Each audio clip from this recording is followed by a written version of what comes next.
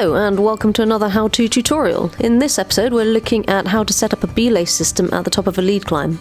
The method that we'll show you will work as a robust go-to system, one which you can use in nearly any situation. The one we'll be focusing on in this video is a basic setup system, and we'll look at other methods of setup construction in a different video. We'll also give you an easy to remember method of systematically checking your belay setup once it's completed to ensure it's robust and safe.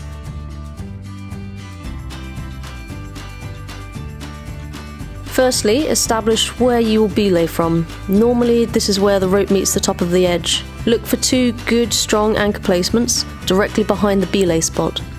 Ensure that the anchor placements you choose are no more than 90 degrees apart from each other at the belay spot.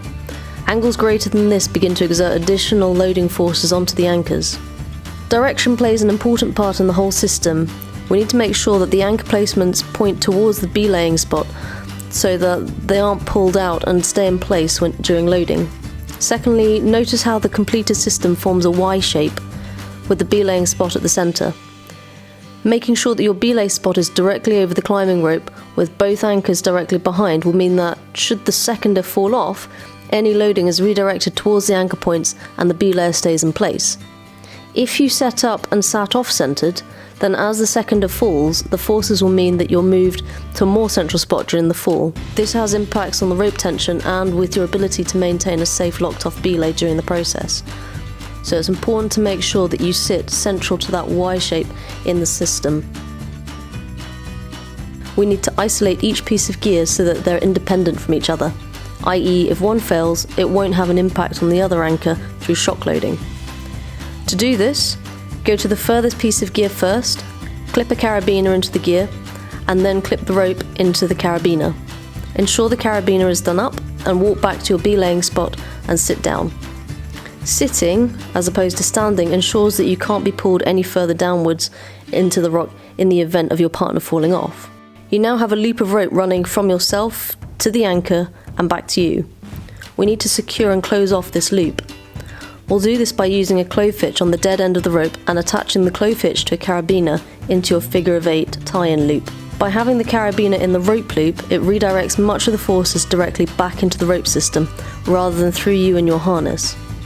A clove hitch works best in this scenario as it's easy to adjust whilst also being safe as a safe locking knot. We have an accompanying video about how to tie a clove hitch, so check that out if you're unsure about how to tie a clove hitch. Tighten the rope by adjusting the clove hitch until you feel that you're being securely held back from the edge by the rope. A top tip here is to ensure that the spine of your carabiner is pointing back towards your gear as you adjust the clove hitch. This allows for maximum tensioning. Repeat this method with the second piece of gear and a second loop of rope. Place another carabiner into the second piece of gear, placing the rope in it and screwing up the carabiner. Sit back in the same belay spot, ensuring you're tight on your first anchor. Keep both ropes on the same side. This will be the side which you belay from as well. Again, use a clove hitch on the dead end of the rope, attached to a carabiner and into your rope loop. Adjust the clove hitch accordingly so that the rope tension is the same as the other rope.